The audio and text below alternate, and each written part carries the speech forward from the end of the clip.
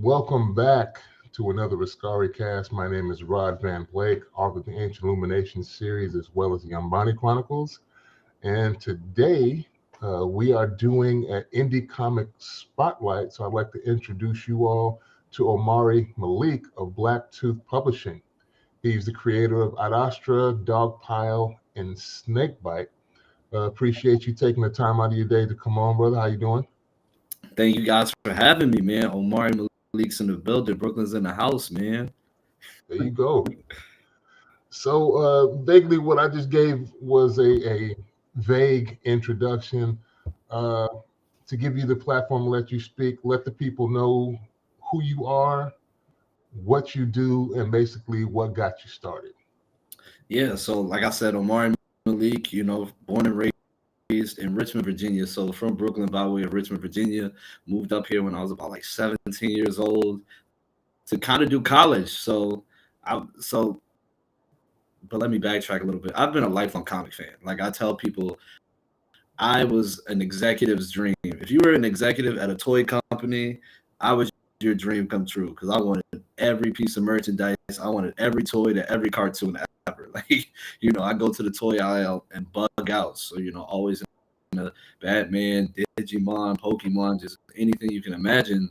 And my pops was a comic book head. So my pops had long boxes upon long boxes of like 90s comics. I'm talking like all the Image stuff, the Milestone stuff, the Nightfall era Batman stuff, No Man's Land era Batman stuff, Okay. Death of Superman style stuff. So this has pretty much been ingrained within me. So being that I was always into that, as with most creative people, whether you're into music or you really like basketball, you always have those early dreams of wanting to do it. So I was writing on sketches of paper, always trying to figure it out, always trying to make my own characters and do my own thing.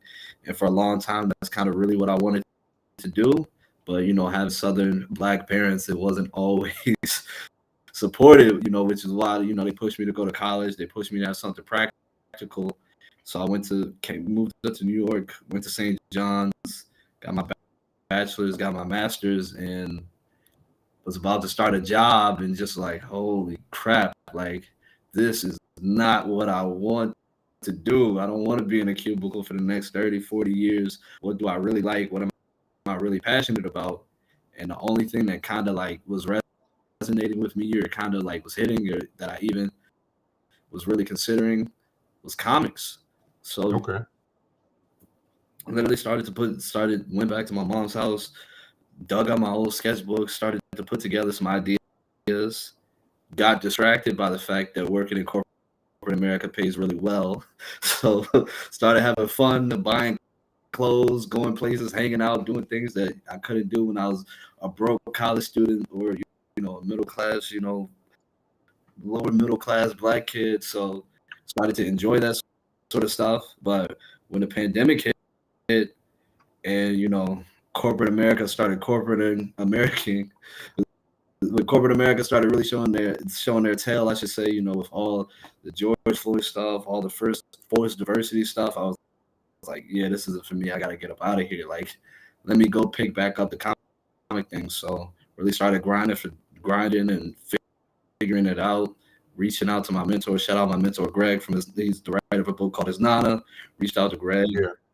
did a bunch of Zooms of him telling me what to do or how to do this, just like helping me get it together, finding every how to write book, how to do that, and started doing the groundwork to really put this thing together.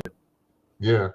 That's important, man. Speaking of Greg, he and I have been bumping into each other off and on since I first started doing this convention thing, kind of touring around. I'm pretty much stay in the DMV area since I'm in Baltimore now. And Baltimore Comic Con 2017 was my first event. I think I saw him there, and then throughout the years, I've been repeatedly seeing him. And recently, I think this year was your first convention, I believe, where you Yes, kind of shared him at BlurredCon. Was that your first one? exactly. That was the first one out the rip, man. How was that experience for you? That was dope. That was dope. It was one thing that wasn't expected. So, for obviously, we'll talk about it later.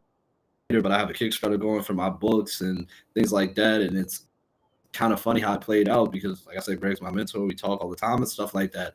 I just popped up on him at Brooklyn Comic Con, which is a small con, and just gave him my books. It was just like, yo, look, Greg, I did it. Like, I know we've been talking about it. I know we've been working on it, but like, I'm a bit of a person where it's like, I rather, actions speak louder than words. Like, he's seen me showing my characters and like seeing me talk about a lot of stuff, but actually doing the groundwork, like keeping some stuff to myself to be like, listen, he's been talking to me, but I really have to show and prove. So I just kind of surprised him with my books. And right there, he was just like, listen, you can print more of these? Like, are these ready to go? You want to do a con? And I'm like, I played a Kickstarter. He was like, but do you want to do a con? Like, you can product test. You can do it. You can get it out there to some people, build a fan base early.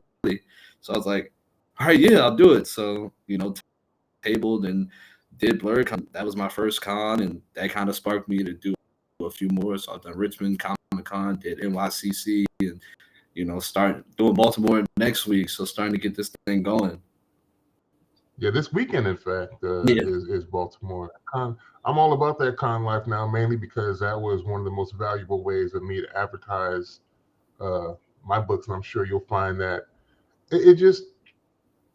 it creates an environment where the potential readers come to you is what I think is most valuable, and it gives you a chance to get people in front of your potential audience, speak to them, and you can express your passion. You can tell them what inspired you. Much different from just an ad somewhere, either online or in a magazine, which is what I initially first tried. And you really get to just talk to people and have them understand your story better from your personal perspective rather than interpreting something that's just presented to them. For me, cons. I was a con kid, so I love going to cons. But on the creative side, I feel like it's super dope because it's just like, I feel like it's really, the trenches. It's like the battleground of like understanding how to put yourself out there, being able to sell, being able to capture someone's attention, and able to synthesize the idea of what your book is about, and just, creating those soft skills to the point where it's like, preparing yourself to have fans and to understand what it's like to talk to somebody, to not be shy, to, have those difficult money conversations. And, it's a crucible of knowledge for anybody, that wants to be a creator and, has to be their own marketing team, their own cashier, their own inventory manager, their own scheduler. Yeah. Unless you got a team, you kind of have to do it all. Yeah. Omari, what was out of Ad Astra, Dogpile, and Snakebite, which was the first one you created? And can you give us a little spiel about that first story? So technically, it was Snakebite. And I say technically because the main character in Snakebite came from like one of those middle school, elementary school ideas that was on a note card and poorly drawn, but he was actually the villain in that story. So, I just plucked them from there. But the first one that I'll say is like the first official one that kind of didn't diverge is when I graduated from college and I was thinking about doing the comic thing. Dasher was one of the original 4 or 5 ideas that I had, and she pretty much didn't change. Like, she stayed the most original, stayed the same. My ex-girlfriend at the time had talked me out of doing a couple of those other ideas, and that's how I developed Snakebite and developed Dogpile, because she was like, hey, this is cool, but like, you got to do something better. Like, these kind of suck. Yeah. Like, Dasher's the only one I really like. So, that's when I went back to the drawing board and started to readjust things. Okay. Ad Astra, is that like a mashup of the Latin phrase "to the stars"? Yes, to the stars through perseverance. Okay. And so you said technically Snakebite was the first one? Yeah, technically, because he was a character that was created. I want to say if I pull out that sketch, it's probably going to have like 08 or 09 on it. Okay. What's the story behind Snakebite, if you don't mind? So Snakebite, so in the original story, he was a villain that had snake tattoos that came to life. And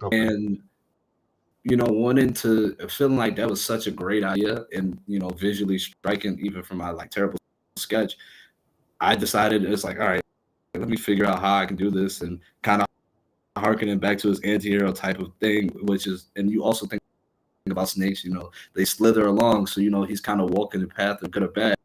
So I tell people it's like inspired by my love of like hood movies and, those coming of age stories and then just reflected on some of the stuff I see around me in Brooklyn, and I lived in Chicago for a minute, so seeing some of that stuff where a lot of kids, as they get older, they're being forced to be in a position of where they see people jumping into the streets, or they see people doing square stuff, and it's like, what do you really want to do? So that's what that story is about. My main character, he recently got in a little bit of trouble, so he's just getting out of juvenile detention.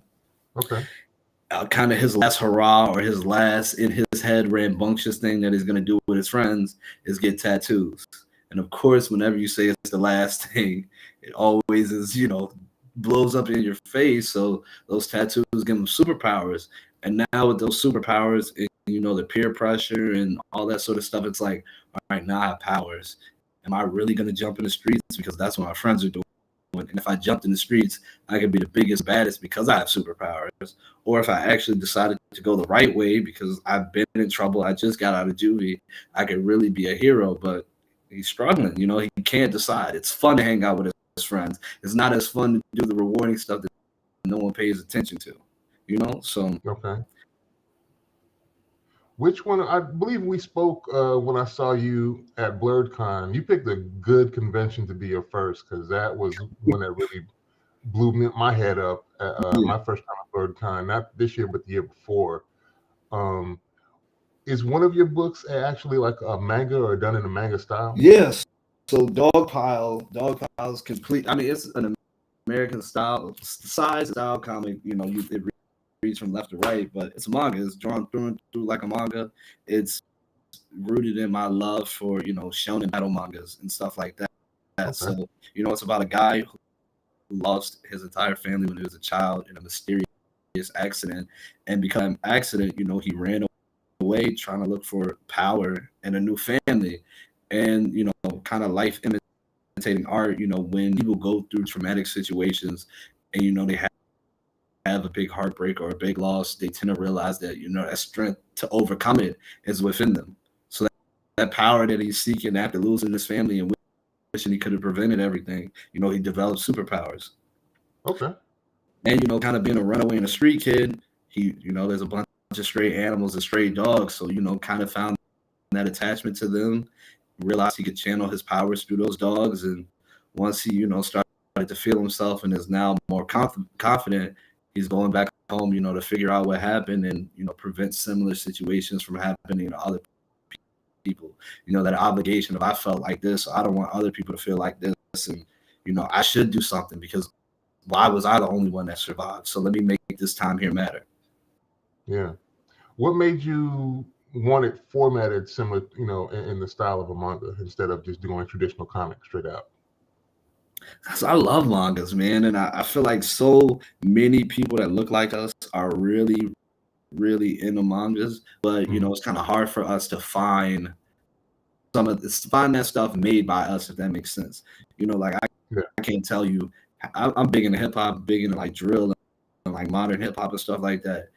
I've heard a plethora of Uzi and Trippie Redd, and even some of the most gangster rappers having bars about Dragon Ball Z and things like that. So I wanted to do something, that was kind of our story, but told in that style, because it's something that clearly we like. You go to any con, you're seeing a bunch of Naruto cosplays, a bunch of Demon Slayer cosplays, and things like that. So I wanted to do something. I would have loved this growing up. Like I said, I was a marketing person's dream because I wanted every toy. And my favorite season of Power Rangers was the season where the Red Ranger was black. I love DBZ, and when they debuted, I was like, oh crap! Like, listen, he looks like me. Or even the fact that we gravitate to, we label characters as black. It's like, oh, Piccolo's black, such and such is black, and things like that. So it's like I wanted. So that kind of told me, having that business mindset, and a master's degree in business, that it's like there's clearly a market for this, and we clearly want this stuff because we're going out of our way to insert ourselves into these situations. So let me be that person. Let me provide it. Okay.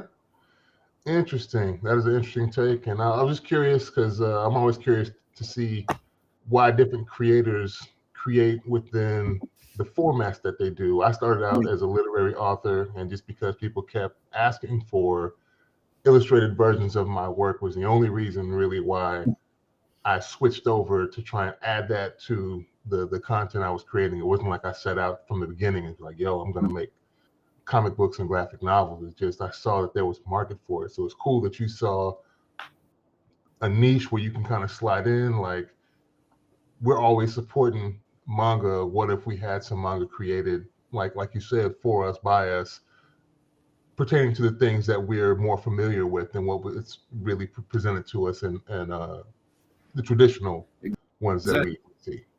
You know,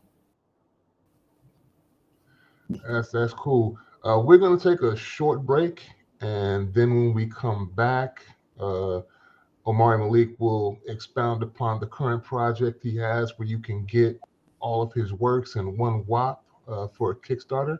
We'll be right back to talk to you about that. Talk to you in a second.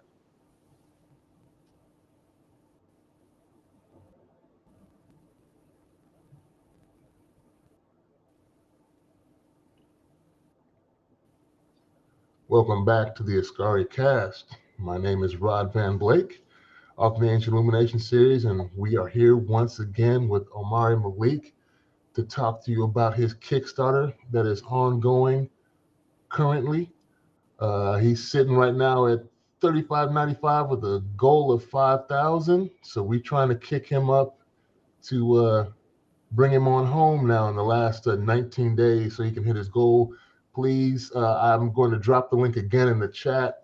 But Omari, let us know about the Kickstarter, what we can get there, and all the cool tiers and everything. Break it down for us, please. So yeah, so a little bit of background. So basically, the Kickstarter is all about Blacktooth Battalion Volume 1, and what that is for people, as we're talking about 3 different stories, basically it's an anthology where you can get all 3.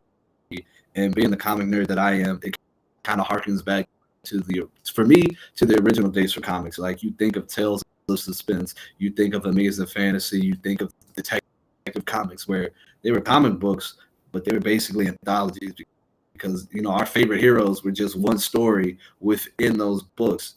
And the same thing with more modern stuff like Shonen Jump, where you had a bunch of different mangas packaged in one with a few chapters that were sold weekly.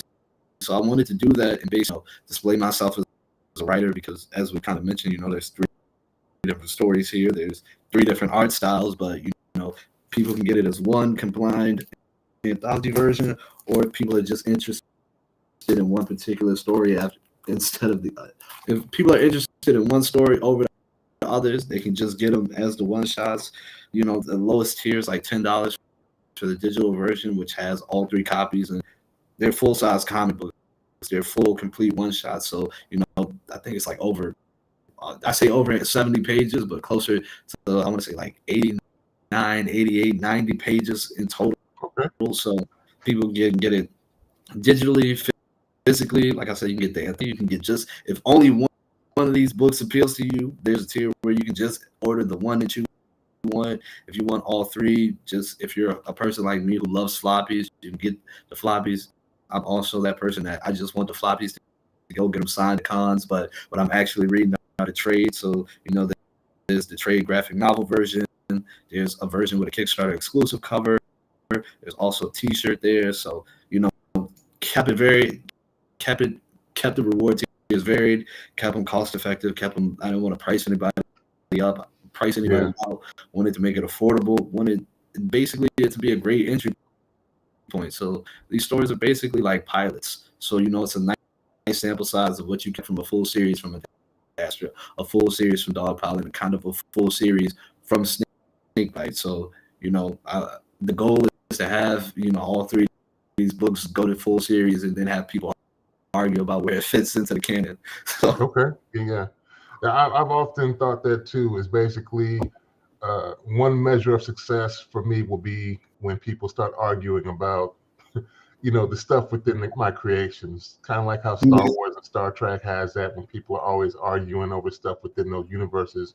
when you get the readers arguing back and forth on what's canon, what's not, what's more powerful, what's not, then you've kind of made it because the conversations are being carried on without you. Yeah. So y'all need to go to Kickstarter right now. For those of you that are on the live, appreciate it. And later on, when people are just listening to the audio, go to kickstarter.com/projects/Blacktooth Battalion 1 /Blacktooth Battalion -Volume 1 ?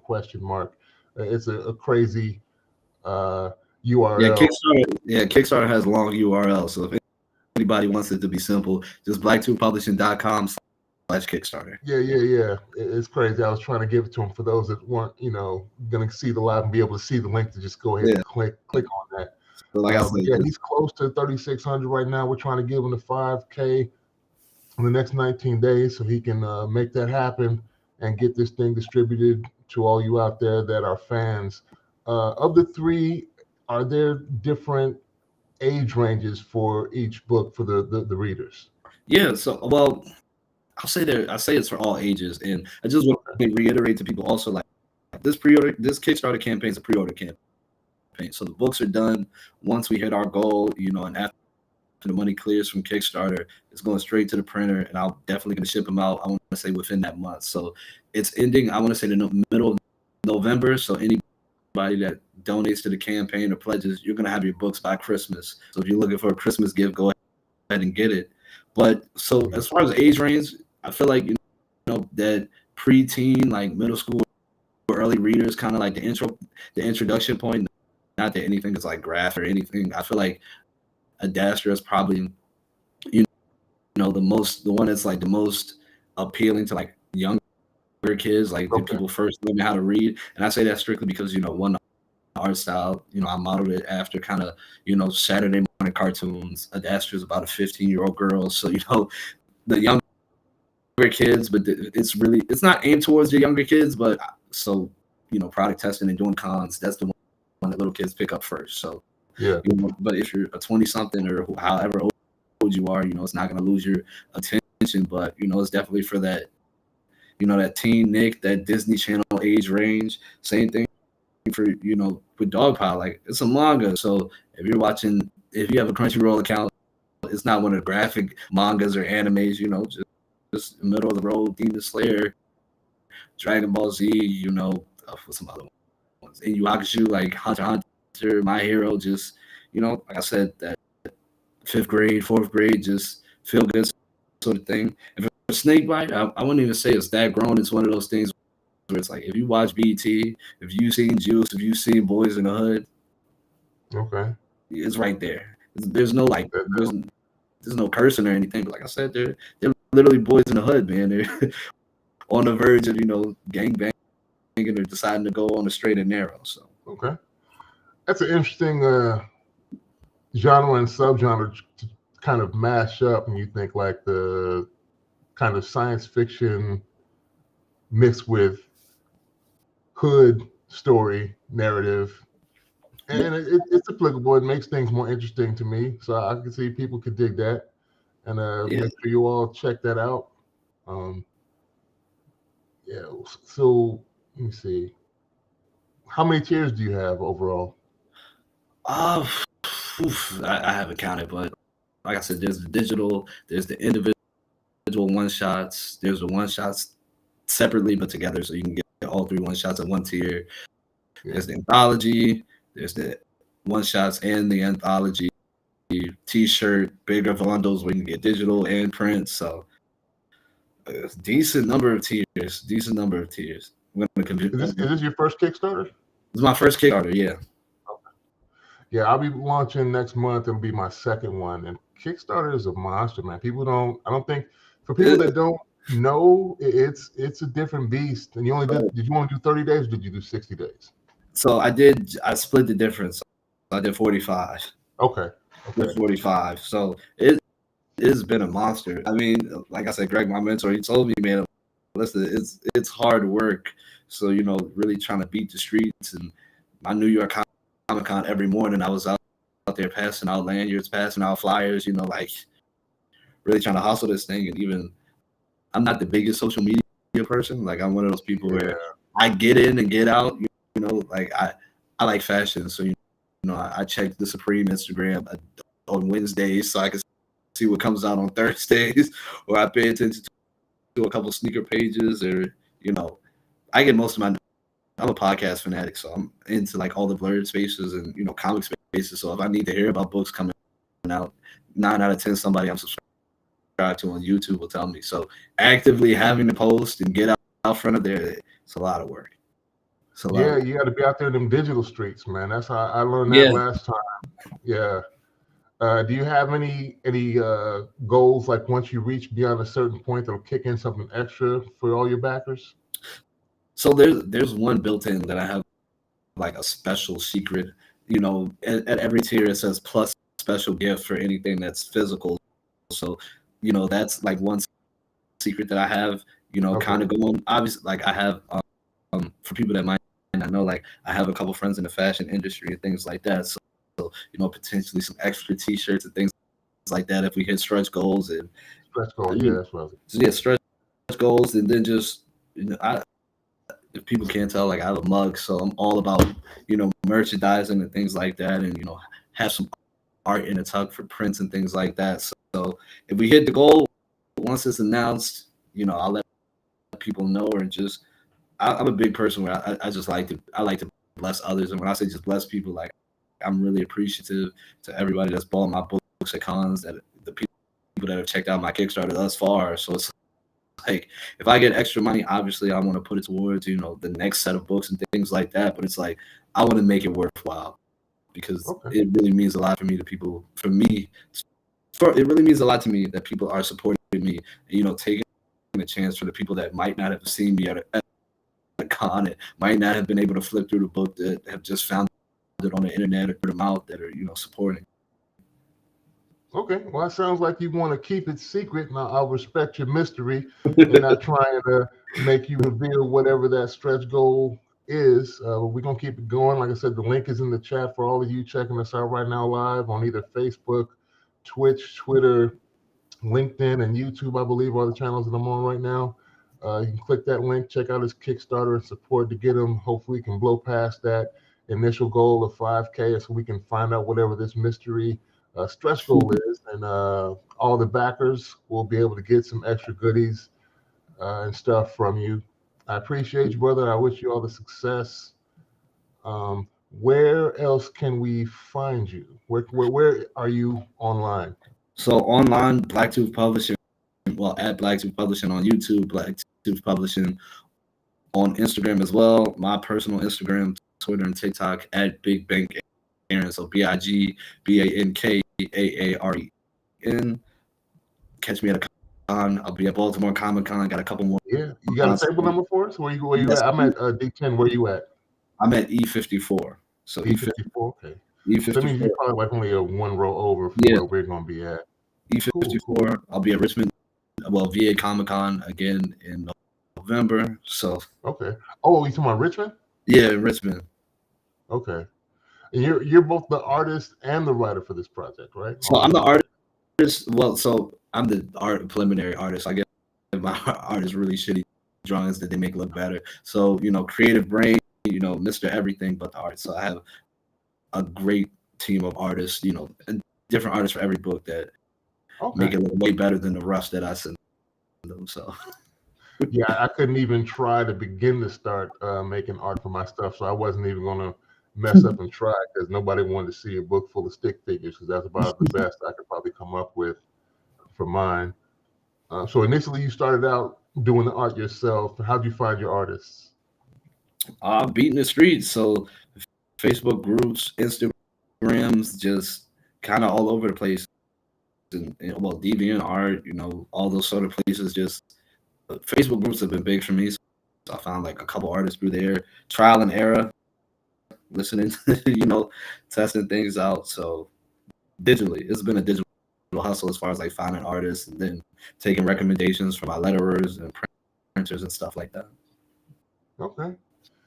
Cool, brother. Well, like I said, man, best of luck to you. I hope the folks out there want to jump on that Kickstarter and check his stuff out, support, make it happen, make that stretch goal happen for him so we can get them extra goodies to you all that support. We'll be back talking to you all next week, or maybe not. I'm not sure what we're going to do after Baltimore Comic Con. What would you say? What? E54. E54. E54 to check out Omari Malik at Baltimore Comic Con this weekend. I will be at table D10. Jordan Pennell Jackson, I believe, is right next to me at D9. And we'll holler at you all next week. And I wanted to let you all know that this episode was brought to you by toughraps.com. For all you writers, artists, nerds trying to get back to your scroll on and reach that over 9,000 level, I would highly recommend you check out Tough Wraps. The wraps and athletic gear not only look cool, but the wraps in particular help protect my wrist when lifting heavy weights or doing various calisthenics and kettlebell exercises. I would never endorse anything that I don't actually use. I actually have the Villain Wrist Wraps 30-inch blackout version and the solid red Villain Sidekick Wrist Wraps at 16 inches. Check it out and input code JACKEDWriter at toughraps.com for a 10% discount and to help my channel out. Appreciate you, Omari. Once again, best of luck, brother. I hope you go to the sky and above. Let me know if you ever need help with anything else, and we'll be sure to put the word out for your stuff. Just let me know. Appreciate it, man. For sure, man. I thank you so much for having me. Appreciate it. Everybody, please check out this man's stuff. He's dope as hell. So please check me out as well.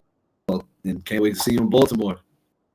Appreciate it. Yeah, I'll see you tomorrow, actually. Yeah, see you tomorrow, man. Peace, brother. Peace.